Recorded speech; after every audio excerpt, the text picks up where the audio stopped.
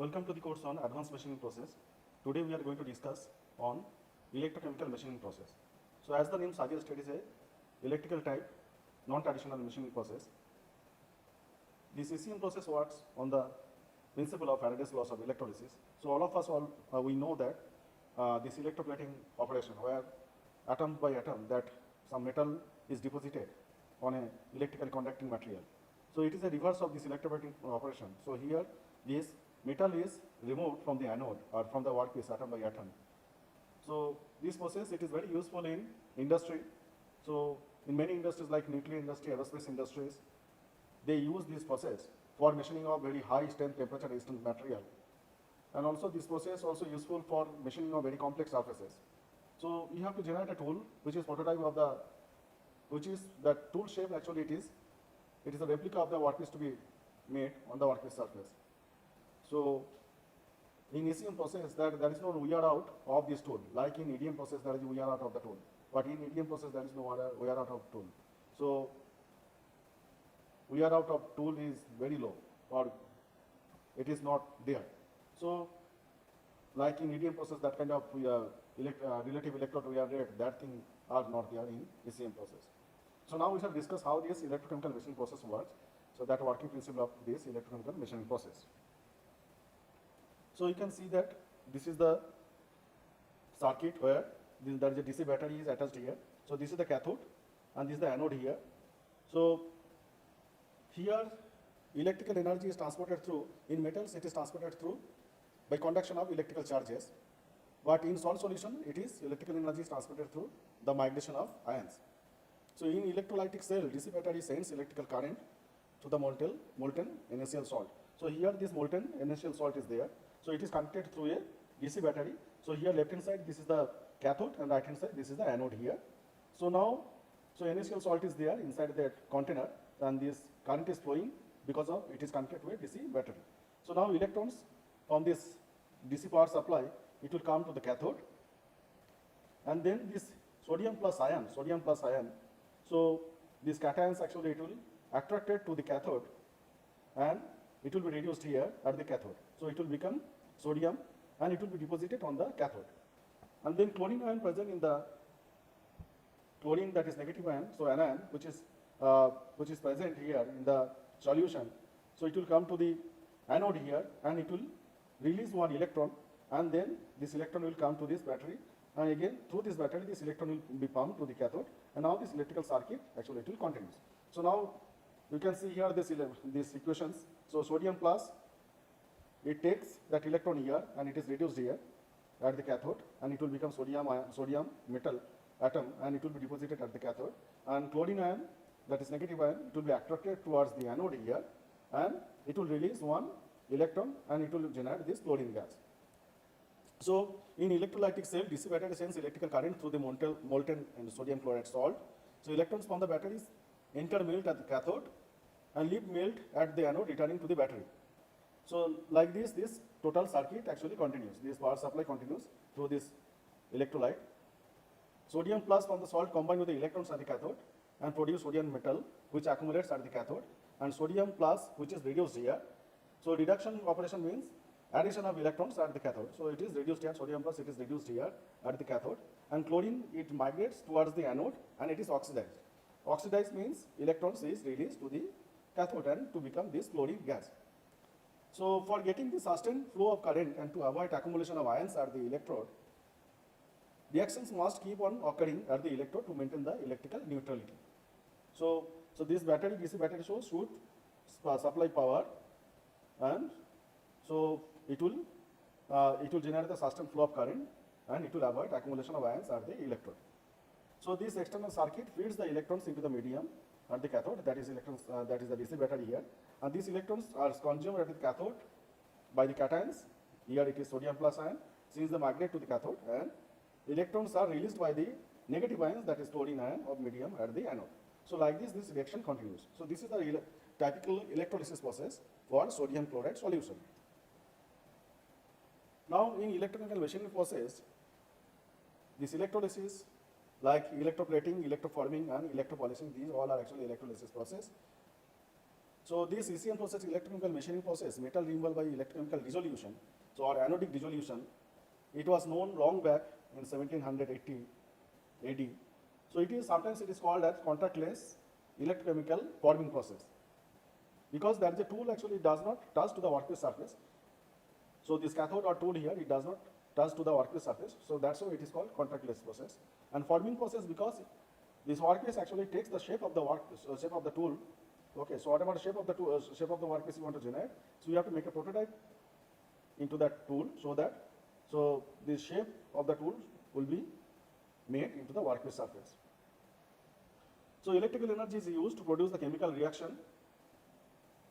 What's on the Faraday's laws of electrolysis? So here electrical energy is used to produce the chemical reaction here in the electrolyte. So here small DC potential 5 to 25 volt is applied, but here current density is very high, because in ECM process it depends on its main property. The main thing is that you have to apply huge amount of current density. So metal removal mostly depends on the current density here. So small DC potential 5 to 25 volt is applied across the two electrodes, and these two electrodes actually cathode and anode, it is immersed into the electrolyte. So here in this figure you can see this is the tool here, it is the cathode. So this feed is given to the cathode vertically in the downward direction, and material is removed from the workpiece, which is anode here. So it is connected to the positive terminal and cathode is connected to the negative terminal. Here you can see 5 to 20 volt potential is applied. So flow of electrons here, so this is the flow of electron here in this direction. So transfer of electrons between the ions and electrodes. So whatever electrons are supplied, so these electrons from the DC battery, okay, these transfers of electrons between the ions and electrodes completes the electrical circuit. So here you can see this is the solution, water solution. So whatever electron is supplied from the power supply, DC power supply, okay, so these electrons actually reacts with the hydrogen, means H2O or water molecule, and generates hydrogen gas at the cathode, and also it generates hydroxyl ion in the electrolyte. So you can see here whatever electrons is flowing through the cathode, it reacts with the water molecule and it generates hydrogen gas. So our hydrogen gas is evolved at the cathode here, and at the same time hydroxyl ions also generated at the electrolyte. So at the same time whatever these metals are there, metallic ion break loose from the anode or dissociated from the anode, and after releasing electron to the anode, it comes to the electrolyte. So you can see here, so if it is a iron, the workpiece material is iron, so here, so this Fe2 plus, actually this iron molecule atoms, actually it will release the electrons to the anode, and it will come as a ferrous ion, Fe2 plus here. Okay, so this second equation, second reaction. So Fe2 plus, and this Fe2 plus, it will react with the hydroxyl molecule present in the electrolyte, and it will generate ferrous hydroxide. So this ferrous hydroxide, it is insoluble in water. So sometimes this ferrous hydroxide also it reacts with the water molecule and oxygen present in the electrolyte, and it will become ferric hydroxide also. So this ferrous hydroxide with water molecule and oxygen, it will react, and sometimes it will become ferric hydroxide also. Because iron has two valency, 2 and 3, so it may generate ferrous hydroxide or it may generate ferric hydroxide also. So these hydroxyl molecules here, these are insoluble, and it will precipitate there in the inter-electrode gap. So you have to flow the electrolyte with a high pressure and high velocity, so that whatever these debris particles are there, whatever these hydroxyl ions, whatever hydroxyl compounds are generated, or metal hydroxides are generated, it has to be actually thrown out from the inter-electrode gap. Also it will throw out the hydrogen molecules, hydrogen gas which is generated at the inter-electrode gap at the cathode. So that phase flow of electron from the cathode should come, and from the anode this electron will come back to the power supply. So this transfer of electrons between the ions and electrodes completes the electrical circuit here. So metal detached atom by atom from the anode surface and appears in the electrolyte as the positive ions, and detached metal appears as the precipitated solid or metal hydroxide. Here you can see M, these are the metal ions after releasing electron into the anode, it comes into the electrolyte. So it is dissociated, these metallic ions are dissociated from the workpiece. So electrolyte flow velocity, you have to maintain 20 to 30 meter per second. Also, you have to flow with a volumetric flow rate has to be maintained 2 to 35 kg per centimeter, so that this whatever this hydrogen gas bubble and metal hydroxide is generated, so it has to be removed from the inter-electrode gap. So these hydrogens are generated at the cathode only, not at the anode. So these hydrogen gas bubbles are generated at the cathode. So application of DC results in the redox reaction. So reduction reaction occurs at the cathode and oxidation reaction occurs at the anode. So if we apply DC voltage, then only this redox reactions occurs. And if we apply only that AC current, then it will leads to a conduction only, because at the first half, whatever the situation is there, so electrodes changes their polarity in the first half, and because that is a sinusoidal profile of that AC current, so electrodes change their polarities very fast. So at the first half, whatever electrode polarities are there, at the second cycle, electrode polarity will change. So electrode reaction occurs at the first half is reversed in the latter half of the cycle. Okay. So if we reduce the inter-electrode gap between this inter-electrode means gap between this cathode and anode. So this is called this inter-electrode gap, IEG, inter-electrode gap. So if we reduce the inter-electrode gap, that is Y, gap between this inter-electrode, current density, current flow will increase, because if we increase the gap, decrease the gap, in that case your Y decreases, and your resistance actually also decreases, as the resistance is Py by A. So if we reduce the Y, your resistance, gap resistance in between this cathode and anode actually reduces, and in that case material removal rate also increases. So material removal rate will be higher where your gap distance is very less. So high current density in small inter-electrode gap as small as 0.5 millimeter or less promotes the rapid generation of these reaction products. So I told that these reaction products are actually gas bubbles and also this metallic hydroxide. If we decrease the inter-electrode gap, there is a huge generation of these reaction products will be there. And hydroxide solids and gas bubbles act as a barrier. So these hydroxide, metallic hydroxide and gas bubbles, it will make a barrier to the flow of current, to the flow of electrolyzing current. So you have to remove this debris from the inter-electrode gap for the current to flow, for the fresh reaction to take place. So supply of electron at 2 to 35 kg per centimeter square pressure, which lead to the electrolyte flow velocity of 20 to 30 meter per second. So what kind of electrodes are used? You can use acidic electrolyte, you can use the basic salts dissolved in water, acid or basic salts dissolved in water as an electrolyte. So what are the different functions of electrolyte? So now you can see the function of electrolyte is to remove the debris from the inter-electrode gap for the fresh machining to take place, for the current to flow through the inter-electrode gap. Also, whatever the temperature is generated in between this inter-electrode gap, that much heat is actually removed from the inter-electrode gap. Whatever heat is generated, that much heat is actually removed from the inter-electrode gap. So it dilutes the reaction products in between the inter-electrode gap, removes the debris from the inter-electrode gap, dissipates heat at a faster rate, and limits the concentration of ions at electrode surface. So whatever, if it is not electrolyte, if it is not flown, so there is a concentration of ions at the electrode surface, so it will increase. So as the electrolyte is flown, by doing all these actions, with the flow of electrolyte, your machining rate will also increase. So this electrolyte flow velocity, it is determined by based upon the desired flow velocity of the electrolyte, inter-electrode gap, size of the component being machined.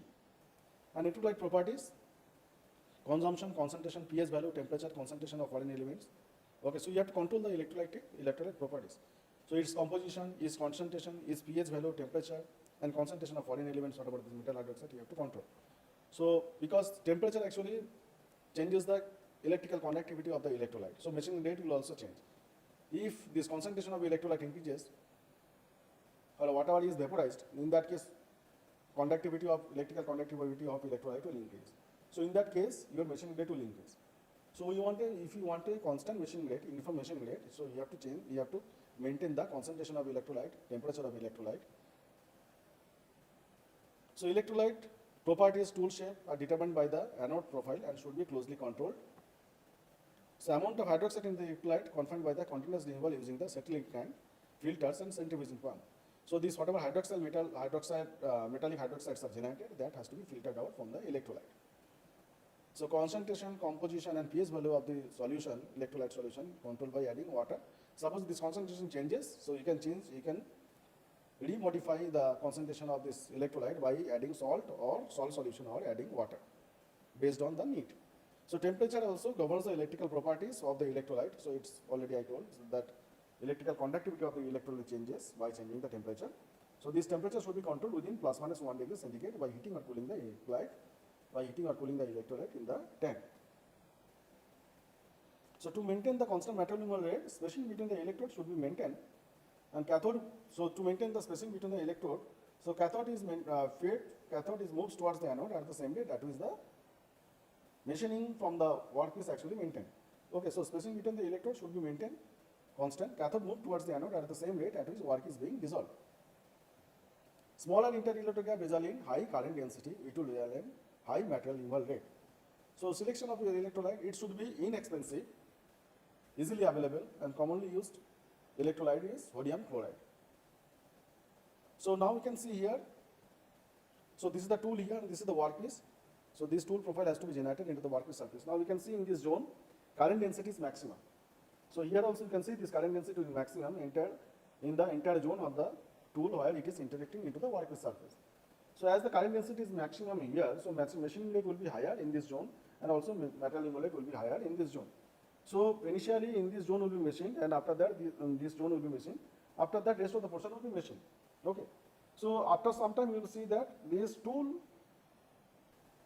and this is the workpiece here. So this workpiece will take the shape of the tool, and which is to be generated into the workpiece. So after some time it will take the shape of the workpiece. The shape of the workpiece will form according to the shape of the tool which is used for this machining. So now this main controlling factor we can see here, this is the current density and shape of the cathode or shape of the tool. These are the main two controlling factors for anode profile. So these are the various operations can be done by electrochemical machining process. There are so many things, so many machining operations can be done by this electrochemical machining process, like electrochemical boring operation. You can make a board hole into that workpiece by using electrochemical machining. Electrochemical broaching operation, electrochemical balancing operation, electrochemical drilling. You can make holes, small holes by using electrochemical machining process. Electrochemical deburring operation. So if some bars are actually generated by conventional machining process, these bars can be removed by electrochemical deburring operation. Electrochemical die sinking operation, electrochemical grinding operation, electrochemical honing operation, electrochemical machining operation, and electrochemical micro machining operation. You can do the micro machining operations also, but in that case you have to change the current and voltage, all these parameters, and you have to vibrate the tool with a very high frequency. So many things you have to change if you use this electrochemical process for micro machining applications. Electrochemical milling operation, this is another process. Electrochemical sewing, electrochemical turning, electrochemical trepanning operation, electrochemical wire cutting operation, electrochemical drilling operation, shape tube electrochemical machining for high aspiration holes. So these are the various machining operations which are obtained by using electrochemical machining process. So now what are the different components of machining process? So first component is the power supply of this electrochemical machining process, or power source of the process is the first element. Then electrolyte supply and cleaning system is the second element of this process. Tool and tool workpiece, tool feed system is the third component of the process. And workpiece and work holding device system is the fourth component of the process. Now we shall discuss one by one different elements of the process. So here this is the schematic diagram of a electrochemical machining process. Here you can see power supply here. So this is the main switch. This is the power supply here. So current is applied. So this is the tool here. So it is connected to the negative terminal or cathode, and this is our workpiece here. It is connected to the positive terminal. Now this tool is actually fed towards the workpiece by a feeding mechanism. Now this is the motor and this is the pump here. So electrolyte is flown into this perspex chamber by this tubing system. Now it is coming back to this filtering system.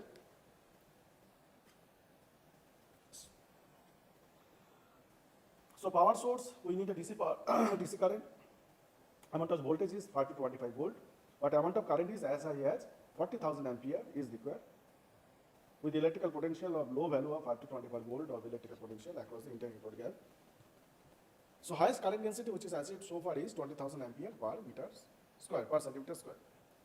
So this three-phase AC is converted into the DC power supply to the low voltage high current DC using a rectifier and transformer. So silicon controlled rectifiers used for both rectification and voltage regulation. Because of their rapid response to changes in process load and their compactness, so voltage regulation of plus minus 1% adequate for most of the precise ACM works. So sometimes there is spark between the tool and workpiece because due to the lack of process control, equipment failure and operator's error.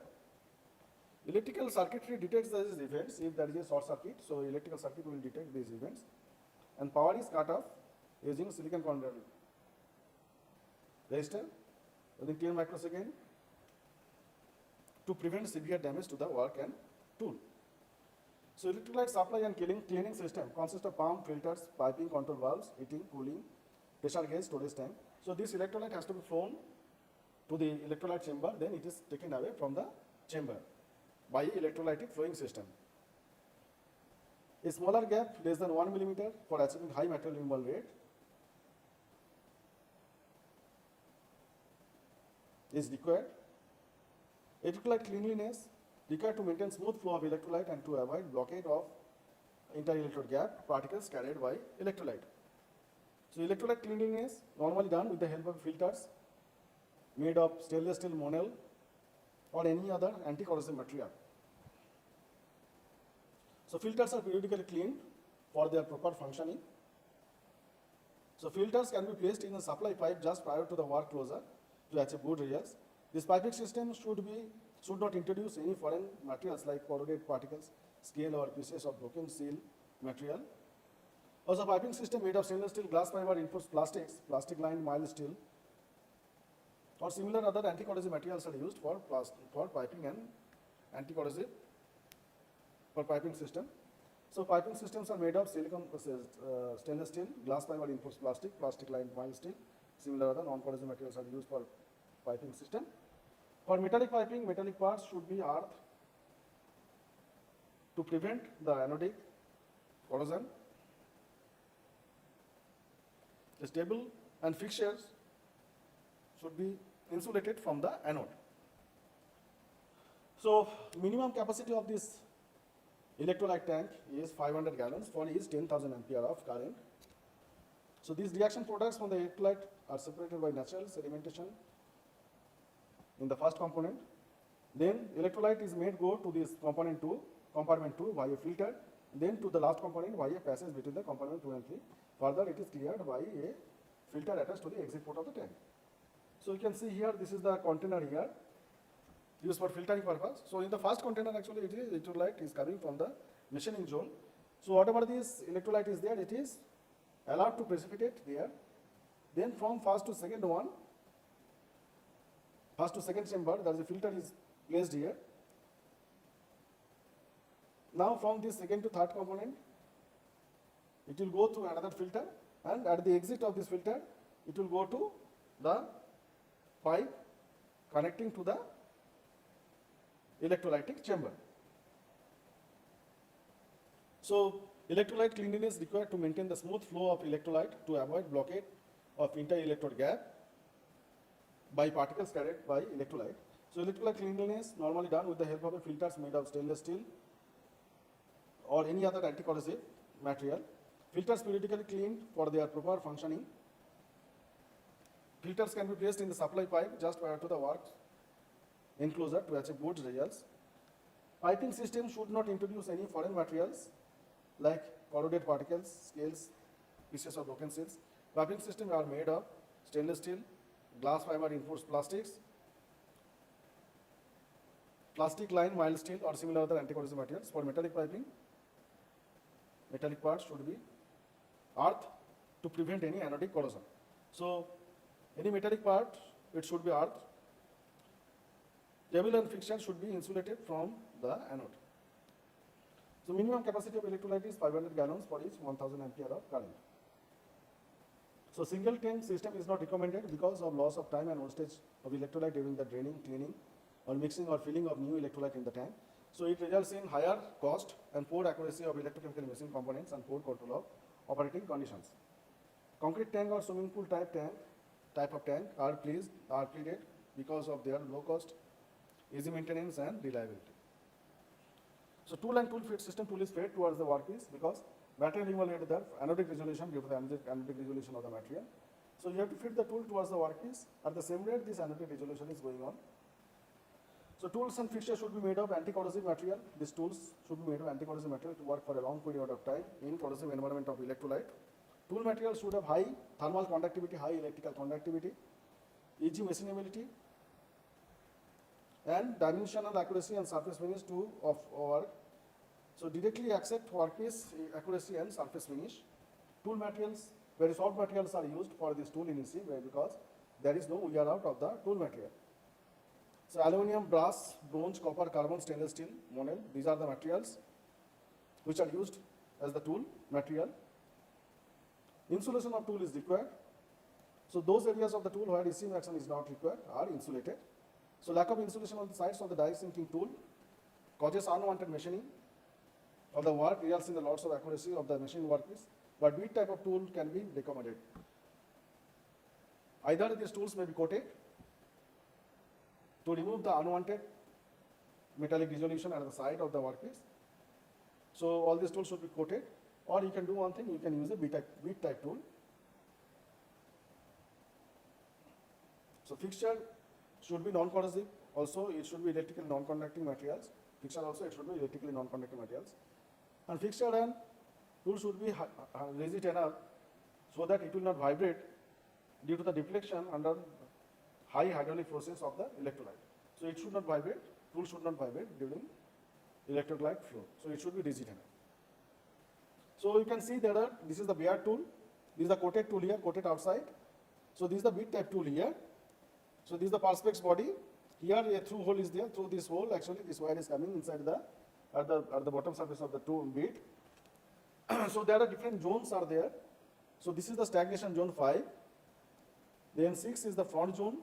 7 is the transition zone.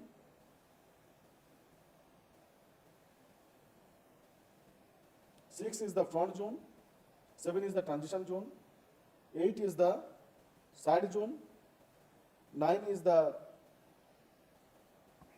tapered side, and 10 is the tool width. So here you can see this is the bead type metallic tool is attached. So this is non-conducting material, this is the conducting material, it is attached to this non-conducting material by using this kind of thread here. Okay. So as this portion is made of perspex, so it is made, there is a hole is made inside that perspex, and this titanium electrode is inserted and it will touch to the drill bit. So workpiece and work holding system, only electrical conducting workpiece materials can be machined. The chemical properties of the anode material largely governed by the metal involved. So work holding devices made of electrical and non-conducting materials having good thermal stability, low moisture absorption properties, graphite fiber, reinforced plastics, perspex. These are actually used for workpiece and work holding system. So what are the advantages are there? So it can machine only highly complicated and carved shapes in a single pass. Tool life in ECM is very high because there is no tool here, practically there is no tool here. So single tool to machine large number of workpiece. Machinability of workpiece material independent of their physical and mechanical properties. It does not depend on the physical and mechanical properties of the workpiece material. So low scrap rate, reduce inventory expenses, almost automatic operations, and low overall machining time. Can machine only electrically conducting workpiece material. These are the disadvantages. Few limitations are there for this same process. It can work on the electrically conducting material. For electrical non-conducting material, this process is not suitable. So this machine component accuracy depends on the tool design, degree of the process control imposed, and complexity in the shapes of the shapes produced. So machining of materials consists of hard spots, inclusions, sand and scale that are present in some practical difficulties. Under certain circumstances, incapable of economically producing dimensional tolerances desired on the workpiece, cannot produce sharp corners and edges, not environmental friendly. Because of this, chemicals are used, so it is not economically friendly. Also can produce sharp corners and edges in case of electrochemical machining process. So what are the applications of ECM process? So it is used for machining very hard materials, high strength temperature resistant materials. Also it is used for machining very complex contours on the workpiece surface. So which is not possible for conventional machining process. So machining of hard and tough materials, especially with complex contours. ECM is used for turning, tripping, broaching operations, grinding operation, for fine, hole drilling operation, die sinking operation, piercing operation, deburring operation, and plunge cutting operation. So these are the so many operations can be done by this ECM process. So it is widely used in industries. Commercial machines are available in industry. So it is used in aeronautics, nuclear technology, space vehicles, automobiles and turbines. These are the industries where these ECM machines are extensively used. So typical ECM applications are, it is used for machining of turbine blades, which is made of high strength temperature resistance material. So you can see that in the turbine blades, so many complex surfaces are there on the turbine blades. How to machine by normal conventional machining process. Also these turbine blades are made of these high strength temperature resistant materials. So these turbine blades are actually machined by this ECM process. Copying of internal and external surfaces, cutting of carbon slots, any kind of carbon slots you want to cut. So you have to generate a tool. So whatever surface you want to generate, so you have to generate on the tool. And you can cut the workpiece using that tool. So generally these tools are actually made of very soft material, so you can generate any kind of complex profile on the tool. And something can be replicated into the workpiece surface by electrochemical machining process. So production of long curved profiles you can generate by this ECM process. So any kind of long curved profile you can generate. Machining of gears, production of integrated blade nozzles in diesel locomotives, production of connecting rods, machining of thin large diameter diaphragms. These are the some applications of electrochemical machining process. So now what will be the mechanical properties for this ECM process? Now in conventional machining process, you know, there is a compressive residual stress is generated. So because of this compressive residual stress, this static life of the workpiece is increased. Okay. So in ECM process, there is no hydrogen bubbles are generated. So there may be chances of hydrogen embrittlement into the workpiece surface. But you can see, we have discussed that hydrogen gas is generated into the cathode surface. So it is not generated into the anode surface. So anode actually basically it is used as workpiece. So as it is not generated into the anode, so there is no chance of hydrogen embrittlement into the workpiece. So no effect of ductility, yield strength, tensile strength, ultimate tensile strength, micro hardness. These things does not change in ECM process. These are these mechanical properties like ductility, yield strength, ultimate tensile strength, micro hardness. These things does not change into the workpiece surface. Surface layers damaged during conventional machining process can be removed. So whatever the surface layers, I told that these compressive residual stress are generated. So this in conventional machining process, because of this compressive residual stress, this outer layer become very harder. Okay. So whatever this surface layer damaged during this conventional machining process can be removed by ECM process. Also suppose in EDM process there is a brittle material, whatever this molten material, it is redeposited there. So this redeposited material, it is very hard. Okay. So also in EDM process, it changes the property of this material. So this material can be removed, whatever this material property, whatever this material property changes, that layer also, recast layer also can be removed by this EDM process, by this electrochemical machining process. So surface layers damaged during conventional machining can be removed by this ECM process. So improvement in properties of this work material, so reduces fatigue strength of the conventional machining component having compressive residual stress.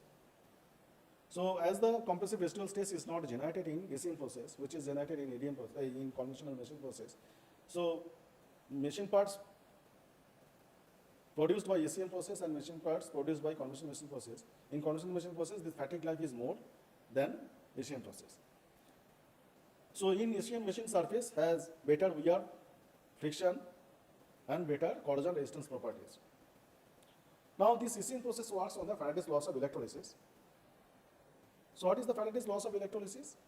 So amount of material removed from the workpiece depends on the quantity of electrolyte, quantity of current flowing through the workpiece. So this amount of chemical change produced by an electric current. So amount of chemical change produced into the workpiece surface by an electric current, or the amount of substance deposited or dissolved in our ECM process, the amount of material is dissolved is proportional to the quantity of electrolyte, electricity passed through the material. So amount of material dissolved or deposited is proportional to the quantity of electricity passes through the workpiece. Okay, so this mass, if you consider this mass, this amount of material dissolved from the due to the ECM process, if it is M is proportional to I into T. I is the current, T is the time. So it is proportional to the I into T. Now this Faraday's second law tells that the amount of different substance deposited or dissolved, suppose substance A and substance B, into substance, if you flow same current, same amount of current to these two different substances, amount of material dissolved from the workpiece will be different. It depends on the electrochemical equivalent weight of the material. So this amount of different substance deposited or dissolved by the same quantity of electricity are proportional to their electrochemical equivalent weight, or M proportional to E. E is the electrochemical equivalent weight. And also from the first law, M is proportional to I into T. I into T is the quantity of the current, electricity flowing the workpiece. Okay. So now we can write M proportional to I into T into E. Now M equal to IT into E by F. F is the Faraday's constant. So its value is 96,500 amperes second. So if you write in terms of material removal rate, G M R R G M dot, or M dot, so you can write it is IE by F. So M by T will come, so M by T will give the M dot equal to metal MRRG, metal removal rate in gram per second, it will give IE by F. So here I is the ampere current, T is the second current flowing through the workpiece, E is the gram equivalent weight. So E can be represented as A by Z. A is the atomic weight, Z is the valency here. And F is the Faraday's constant, which will give 96,500 amperes second. And M is the mass in grams. So now this Faraday's law does not consider few things like change in valency during electrochemical dissolution. Suppose iron you are machining. So iron has two valency, valency 2 and valency 3. So while generating this metallic hydroxide, it will be ferric hydroxide or ferrous hydroxide. So what will be the valency of these metallic ions while dissolution? So it does not tell about that. So changing valency during electrochemical dissolution, it does not account for this. Also, it does not account for gas evolution and bubble formation. So gas also evolved. Hydrogen gas has evolved at the cathode. Also, oxygen gas and bubbles also generated during ECM process. Because of that, electrolytes, electrical conductivity also reduces. When hydrogen gas evolved, electrical conductivity of this electrolyte reduces or changes. And there is a change in temperature also of this electrolyte. Because of this increasing temperature of this electrolyte's electrical conductivity increases along the electrolyte flow path. Okay. So that's why this K electrolyte's electrical conductivity changes. So material removal rate also changes. So, but this Faraday's law actually does not account for these things. So there is a change, presence of passivation layer. So formation of this protective film on the workpiece surface. Because of this passivation layer, this metal hydroxide, it is deposited on the workpiece surface. Also, there is a passivation layers are generated on the workpiece surface. So it depends on the chemical and electrochemical behavior of the material. So this passivation layer has to be removed for machining to take place. So this Faraday's law also does not account of this passivation layer on the anode surface. Now we already told that it does not account for the valency at which it is actually this metal is dissolved. And also for machining of alloy, where there is a mixture of different metals are there. Suppose you are doing electrochemical machining of an alloy, which consists of n number of metals. So how to calculate the electrochemical equivalent weight of the metal, of the alloy, electrochemical equivalent weight of the alloy. So there are two processes are there which take care of the electrochemical equivalent weight of the alloy.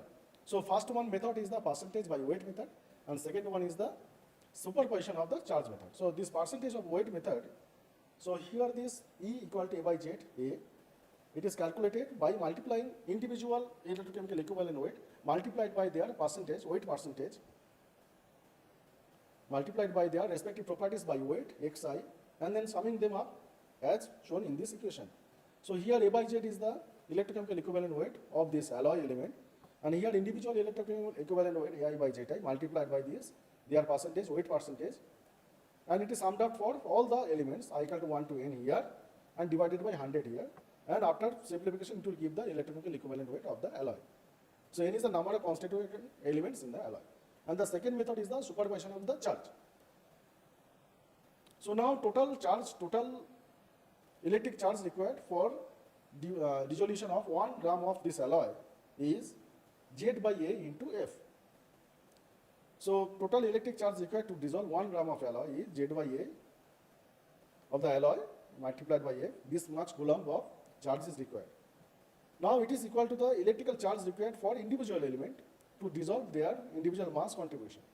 So now here Z by A into F, it is the charge required for 1 gram of alloy.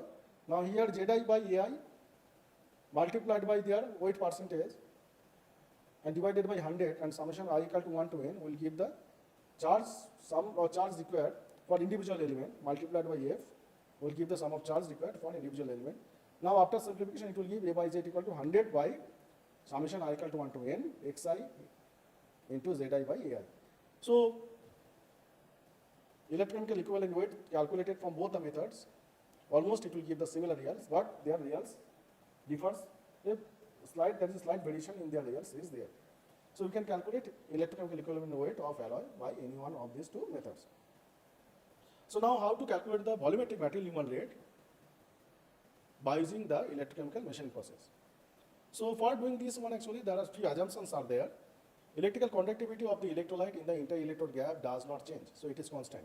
Although this electrical conductivity of the electrolyte changes with temperature and changes with the hydrogen gas bubbles, but for the sake of calculation here, for the simplification of the calculation, it is assumed as constant. So K, electrical conductivity of the electrolyte, does not change in the inter-electrode gap. So electrical conductivities of the tool and workpiece is very high.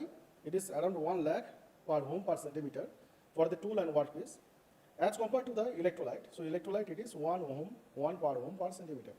So in that case, as the electrical conductivity of the electrolyte is very less as compared to the cathode and anode, so this tool and workpiece may be considered as the equipotential.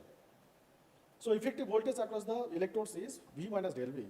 So del V, V is the applied potential, del V is the potential which is actually used for this tool, which is absorbed in the tool and in other cases. Okay. So this is the total applied voltage V minus del V. So this del V is the over potential here. So also anode dissolves at one fixed valency of dissolution. Although for different metals, different valency of dissolution may be there, but here only one valency of the metal actually considered. So here we have considered plane parallel electrodes, and feed is given to the electrode here, normal to the feed direction. So electrolyte is flowing in this direction, normal to the feed direction. So material movement rate, volumetric, this material movement rate gram MRRG we calculated as I by F. Now eta is the current efficiency, means whatever current we are applied, so total current is not used for this material movement rate. So only few percentage of that current is used for this material movement of the workpiece. So that's why there is a current efficiency of eta is considered here. Now to get the volumetric material movement rate, so you have to divide this right hand side by rho, by density of this workpiece material. If you divide that, then it will give the volumetric material movement rate, which is eta I by F into rho A. Rho A is the density of this workpiece material. At equilibrium, feed rate of the tool is equal to the dissolution rate from the workpiece.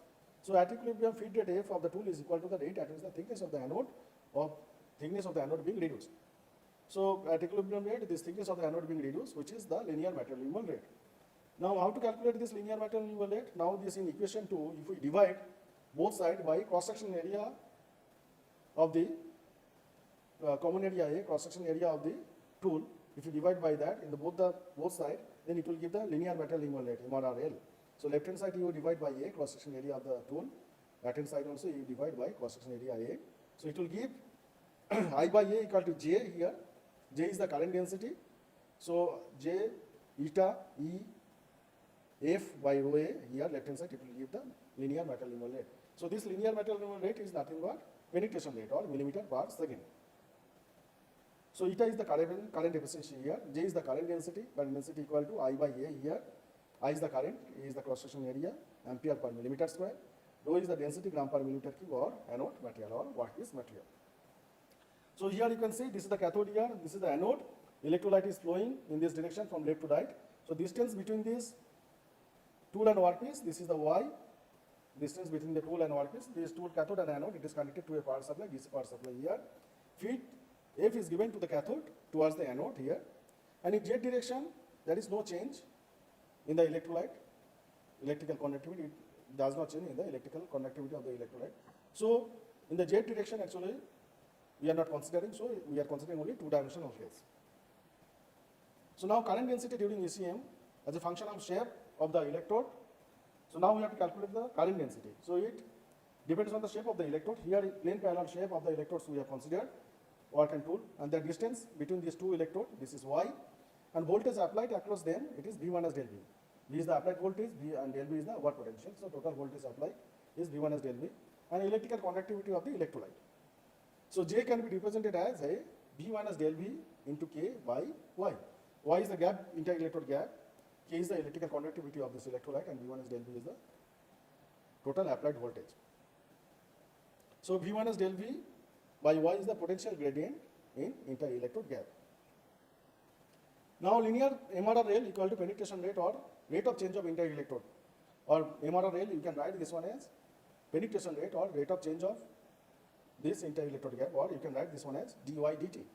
So here in this equation you can write MRRL equal to dy by dt, this one minus f. So you can write this one as dy dt equal to J, this is the linear material movement rate, MRRL, you can write as dy dt. Right hand side it is J E eta F into rho A. So it is already there, J E eta F into rho A here. Okay. Now during ECM, tool is moved towards the workpiece at a rate of F millimeter units per second. So now effective rate of change of inter-electrode gap is given by dy dt equal to J E eta F rho A minus F.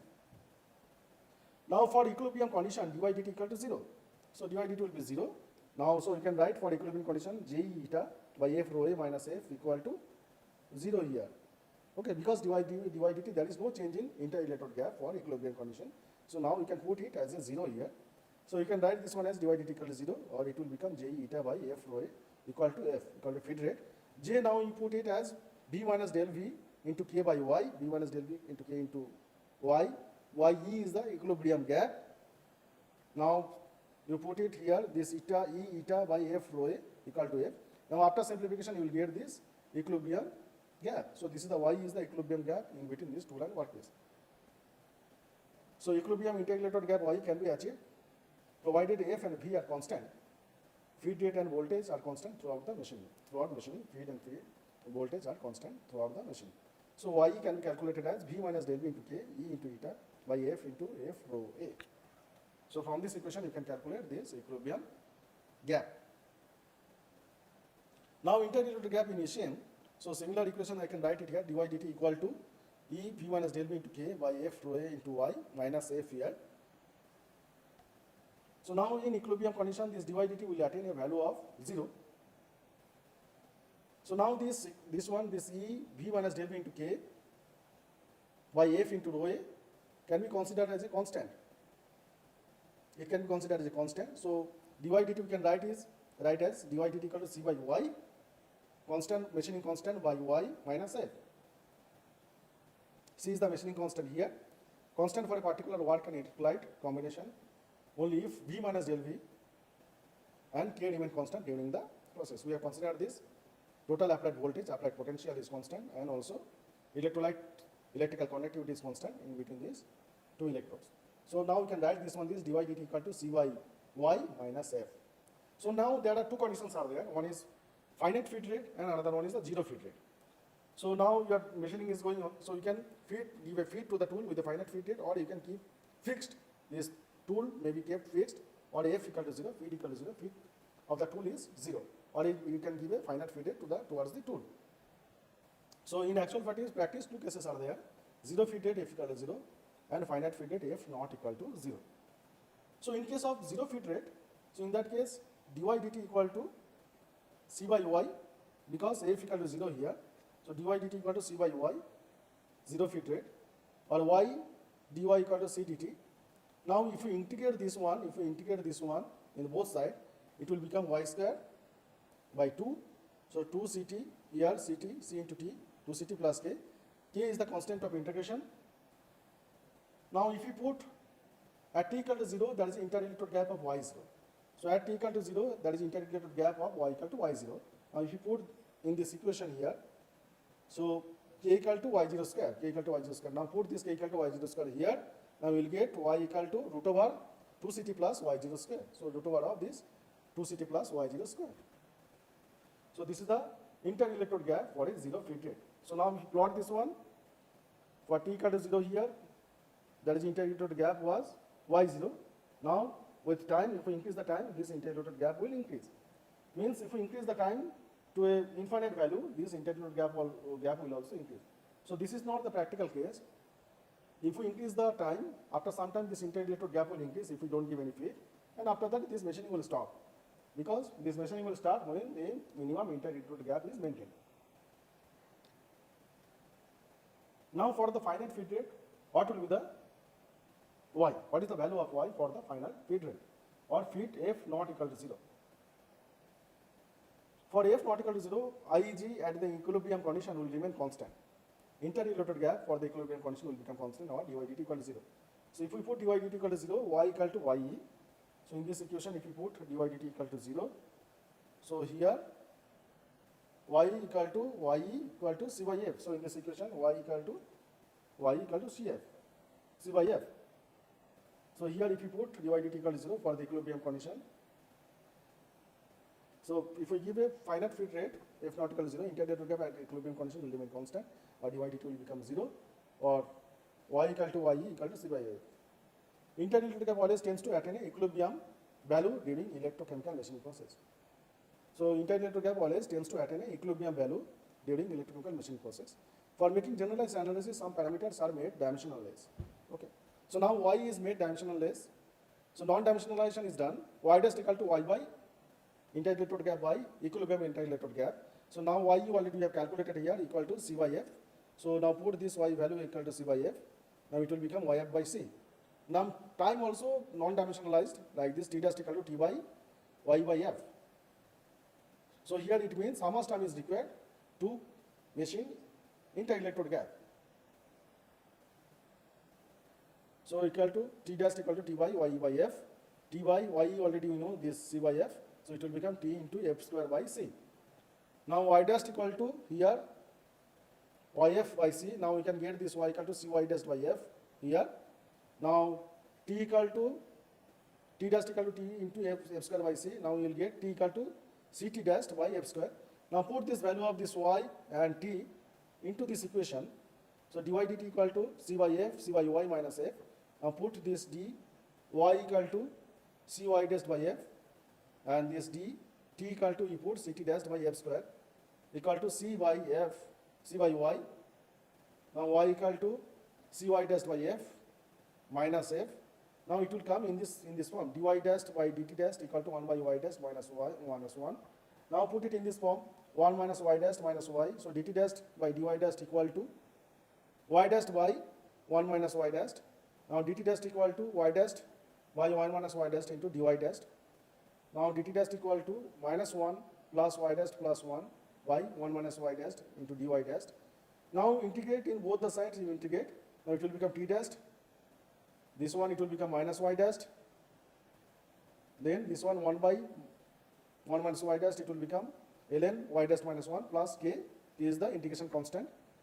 So it can be calculated as putting the initial value at t dash equal to 0, y dash equal to y0 dash. Now we put this value here. Now we will get the value of k as y0 dash plus ln y0 dash minus 1 here. Now put this value of k here in this equation. So now we will get this t dash equal to minus y dash minus ln y dash minus 1 plus y0 dash plus ln y0 dash minus 1. So now t dash will get this y0 dash minus y dash plus ln y0 dash minus 1 by y dash minus 1. So this is the equation for this t dash. So t dash you can calculate. So y0 dash minus y dash plus ln y0 dash minus 1 y dash minus 1. Now equation 6, only positive values of y dash are possible, because if you put y dash equal to 0, This means that it implies that a short circuit between the tool and workpiece is there. So only positive values of y dash you can put here in this equation. So solution of this equation dy dt equal to c by y minus a for non-zero f or finite feed rate without any non-dimensionalization we will get in this form. So t equal to 1 by f y0 minus yt plus ye ln y0 minus ye by yt minus ye. So yt is the gap in time t. So you can calculate this t dash by non-dimensionalization or without non-dimensionalization you can calculate this t. So now if we plot this y dash here, so y dash is plotted and here y-axis it is y dash equal to fy by c, x-axis it is plotted t dash. Now we can see whatever value of this y0, initial value, whatever initial value you take, initial inter-electrode gap, so here in this case if it is 5, it is initial inter-electrode gap is 4, 3, 2, 1.5, 0. So in both the cases, in all the cases you will see it will asymptote to a value of y dash equal to 1. So y dash equal to 1 means, here if you put y dash equal to 1 means y equal to ye. So it will reach to the equilibrium gap. So it will reach to the, this inter-electrode gap will reach the equilibrium gap. So y dash is asymptotic to y dash equal to 1 or linear material movement rate is equal to the feed rate or y equal to ye.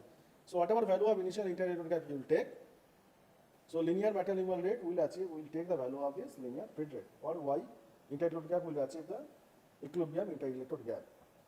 So this is called self-regulating characteristics of SCM process. There are three cases are there. When feed rate is equal to the linear material movement rate, when feed rate is greater than linear material movement rate, and when feed rate is less than linear material movement rate. So in the first case, when feed rate is equal to the linear material movement rate, in that case, stable machining will take place, and in that case, inter-electrode gap is equal to the equilibrium gap. And in the second case, when feed rate is less than linear material movement rate, in that case, we are not giving at the same feed with the machining or machining is going on from the workpiece. So you are giving less feed. So in that case, what will happen? Gap between this tool and workpiece will increase. If gap between tool and workpiece increases, then current density will decrease. If current density decreases, then machining rate will decrease or material movement rate will decrease. So if material movement rate decreases means gap between the difference between the linear material movement rate and feed rate will decrease, or ultimately it will take the shape, it will take linear material movement rate will take the value of feed rate. So here it is written, initially inter-electrode gap will increase and attain a value of greater than equilibrium gap or y is greater than equilibrium gap. Current density will decrease as compared to the current density at the equilibrium inter-electrode gap, and that's why material movement rate will also decrease. And if this material movement rate decreases, the difference between the feed rate and the linear material movement rate will decrease. So if this gap between this difference between the feed rate and linear material movement rate decreases, inter-electrode gap will start decreasing and will attain an equilibrium gap, or MRL will become a equilibrium gap equal to F. And if feed rate is greater than, in the third case, if feed rate is greater than material movement rate, initially this gap will become more than the equilibrium gap. So if gap between is becoming more than the equilibrium gap, equilibrium inter-electrode gap, your current density will increase. If current density increases, more material movement will be there. If more material movement is there, this difference between the linear material movement rate and F will decrease, and ultimately it will take the equal to the feed rate. Or initially this gap will be smaller than the equilibrium gap ye less than equilibrium gap. Current density will increase as the gap reduces, as compared to the situation when y equal to gap inter-electrode gap is equilibrium gap. So that's why if current density increases, your material movement rate will increase, and difference between the F feed rate and linear material movement will become small, and that's why gap will tend to attain the equilibrium gap, or linear material movement rate will become F. So this is the self-regulating characteristics of SCM process. So now generalized equation for this inter-electrode gap, for dy by dt equal to c by y minus f, in that equation, for f equal to 0, we have seen that if we increase the t, for infinite value of t, there is an infinite value, so this inter-electrode gap also increases infinitely, non-linearly. So it is not the case. So it is not the practical case. Practically, actually, this linear, if we increase the time over time and with a zero feed rate, after some time, it will become this inter-electrode gap will increase. After some time, this machining rate will stop. Machining will stop. there will not be any electrochemical machining, because minimum integrated gap should be maintained for the machining to take place. And for the second case, this T dash, this non-dimensional case, when if there is a finite feed rate is there, so this is the implicit form of the equation. To solve this implicit form, we have to take help of the numerical analysis, and you have to take help of the finite difference method or finite element method or bounded element method. So in the equation, in the first equation, when f equal to 0, this y equal to root over 2ct plus y0 square. So it predicts an infinite value of y as t approaches infinity. As the gap increases, current density will reduce, and hence material removal rate gradually diminishes, and very large value of gap. This process would come to a standstill, not well reflected in equation 5. Now for the second case, when f equal to 0, in that case, it is an implicit form of the equation. It is solved iteratively, and it consumes lot of computer time, and this solution is a bit of tedious. So that's why a single equation is derived, conveniently used in FEM, a finite difference method and bounded element method, which is derived by Jain et al., Jain and Pandey, which is applicable to both f equal to 0 feed rate, 0 feed rate and finite feed rate. So now we can write this one dy dt equal to je eta by f into rho a minus f. Then dy dt equal to, we can write in this form je eta f rho a minus f multiplied by dt. So in this equation, all factors are actually constant except this j, because E eta Faraday's constant, rho a density of this anode, all these are actually constant except this j. So you can write all factors are constant except this j. So in FEM finite element method, bounded element method, finite difference method, this element size is very small. So in that very small element size, you can consider this current density is constant. So within that element, you can consider this current density J is assumed to be constant for a time, for a very small time of dt. You can consider. So this was, so now you can write this was dy equal to c minus f. So you can consider this one as a constant for a very small domain and for a very small time. So you can write this one dy equal to c minus f into dt.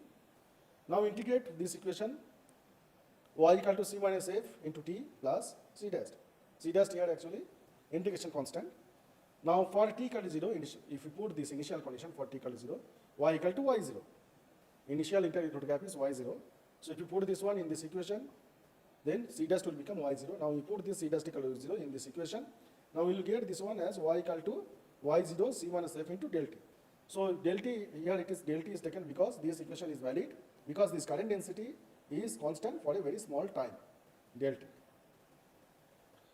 So this single equation can be used for both the cases of finite feed rate and 0 feed rate. And also it takes very less amount of computational time for solving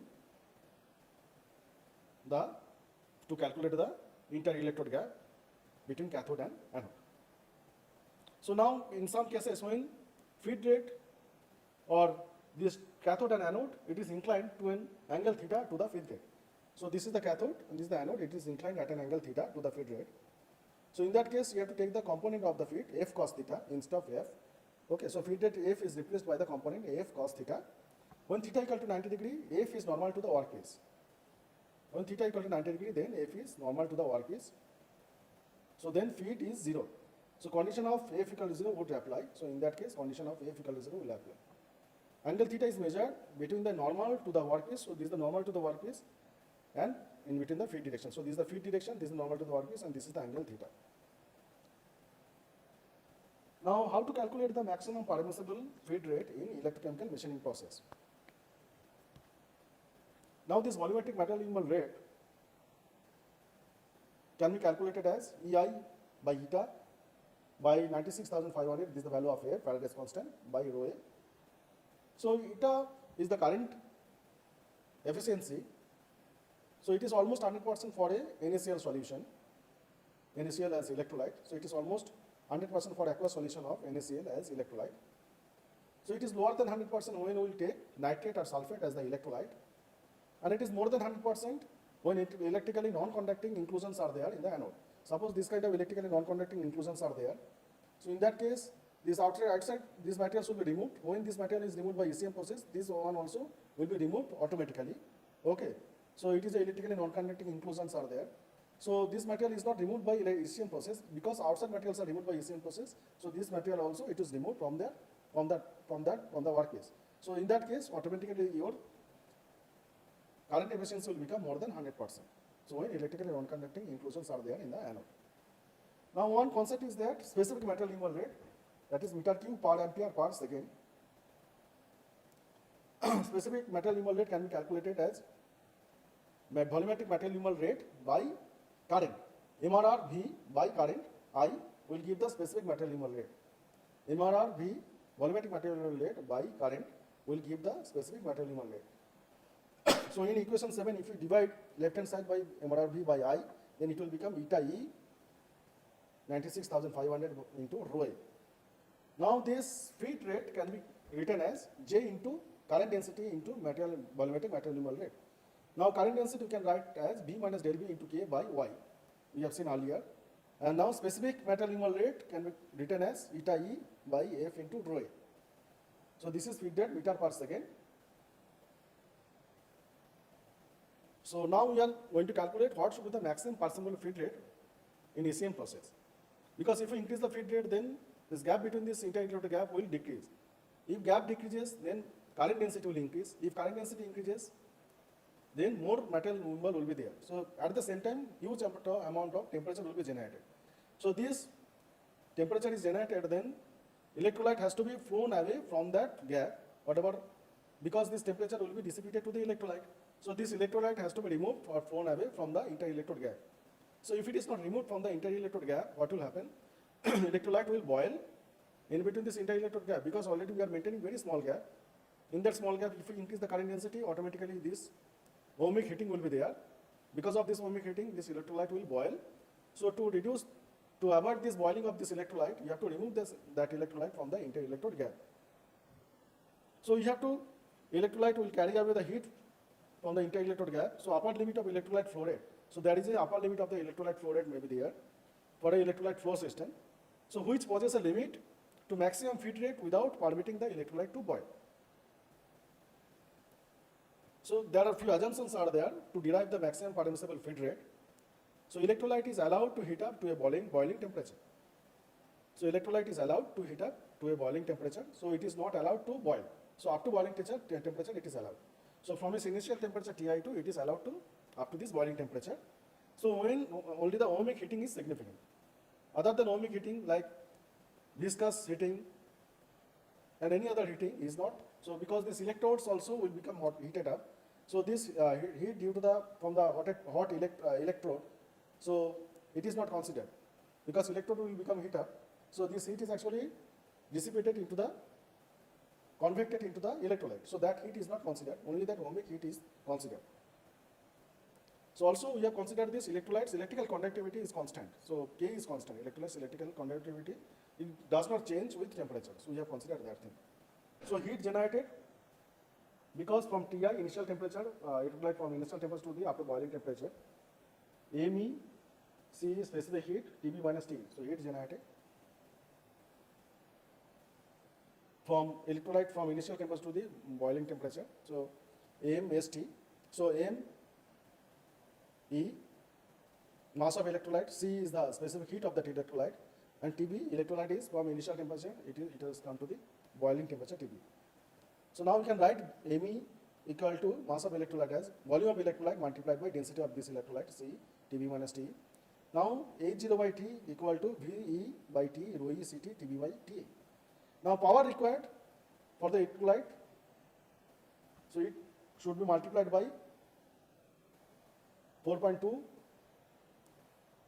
to convert it into joule, so 4.18, and Q dot is actually volumetric flow rate of the electrolyte here into rho E C Tb minus Ti.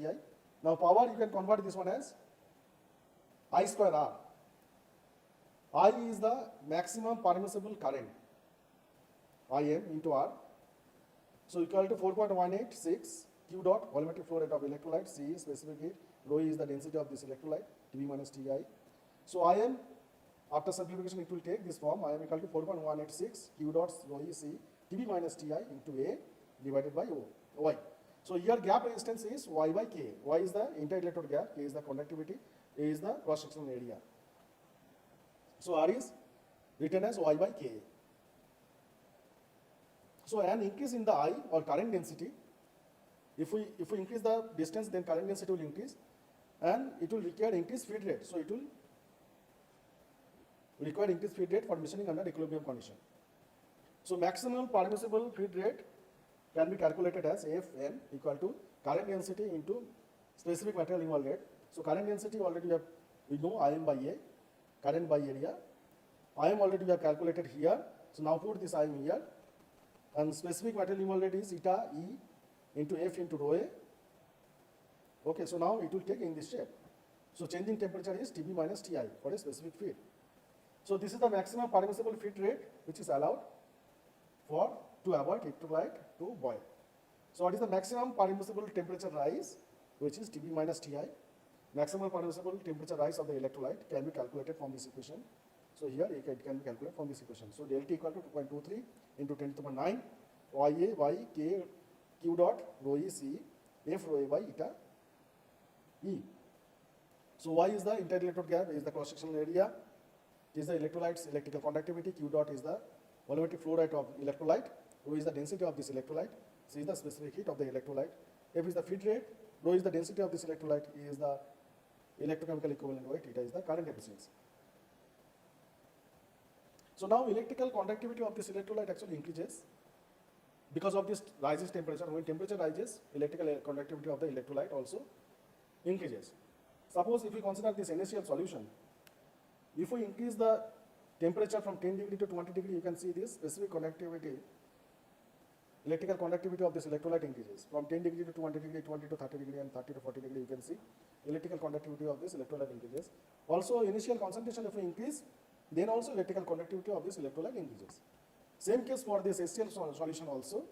If we increase the concentration of this electrolyte HCl solution, then your electrical conductivity increases. And also, if you increase the temperature of this electrolyte, then also from 5 degree to 65 degree, you can see electrical conductivity of this electrolyte increases. So electrolyte conductivity is a function of temperature of this electrolyte, and also it is a function of presence of bubbles, hydrogen gas, contamination by the sludges. Because sludges are there, this contaminated into the inter-electrode gap. So if more sludges are there, electrical conductivity of this electrolyte will change. Presence of bubbles also will reduce the electrical conductivity of the electrolyte. So size and distribution of this hydrogen gas bubble affect the changes in the K if we ignore this oxygen and water vapor and other gas bubbles. If we consider only hydrogen gas bubbles are revealed at the cathode, so it is size, hydrogen gas bubble size and its concentration also affects the changes in K. Temperature increases K electrical conductivity, while hydrogen gas bubble decreases the electrical conductivity of this electrolyte. So gap gets trapped, that is inter-electrode gap varies. So that's why at the downstream direction, so electrolyte is flowing at u0 velocity. At the downstream direction, if you see, this gap, inter-electrode gap actually varies. Suppose this is the tool here and this is the workpiece here. So workpiece is actually moving towards the tool here. So initially this gap is y0 here. Now you can see this gap actually varies in between this tool and workpiece. Because this electrolyte is flowing, so in downstream direction you will see there is the concentration of these hydrogen gas bubbles. So now effect of temperature on electrolytes, electrical conductivity. So here for doing this one, heat generated due to the viscous flow of electrolyte over voltage, chemical reactions, heat transfer through the electrodes are negligible. We are not considering heat generated due to the viscous flow of electrolyte, over voltage or chemical reactions, we are not considering here. So heat transferred through the electrodes are also negligible. So now using the conservation of heat temperature gradient along the electrolyte flow path, you can see I square R equal to U is the flow velocity of this electrolyte, rho E C into delta into Y equal to I square R. So here same thing actually we are using. Now we can consider I equal to V minus del V square into K by Y into dx. Now we put R equal to Y by K. So after putting this, it will become in this form dt dx equal to V minus del V square into K U rho E C into Y square.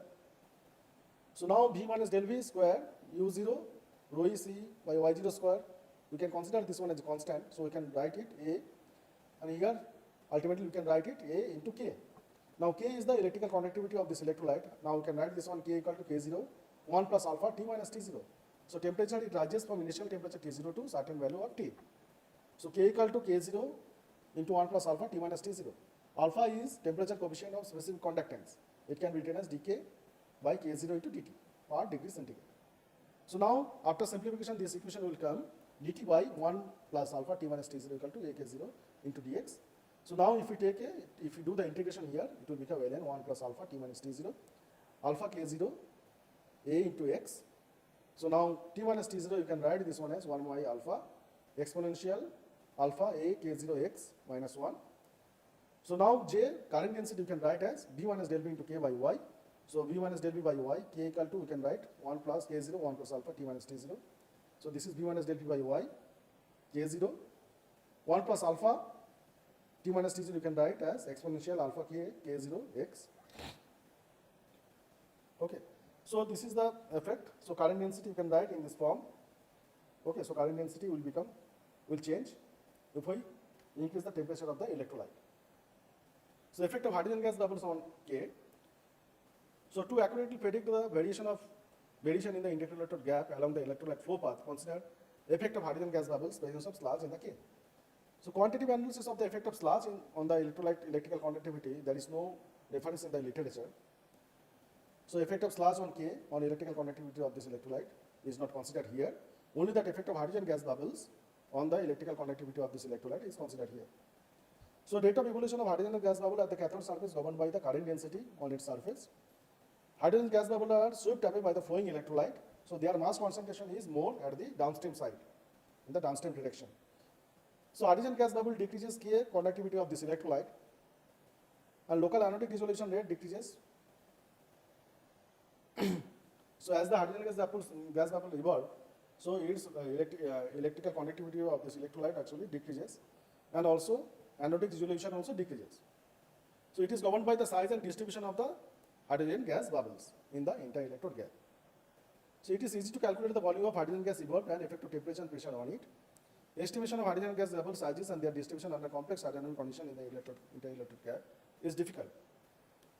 So these are the conclusions of qualitative studies by Landolt et al. 1970 and Hoffenfeld and Cole 1966 and 1969. They propose that bubble layers thickness increases in the downstream direction along the gap, however decreases with the increase in electrolyte flow rate.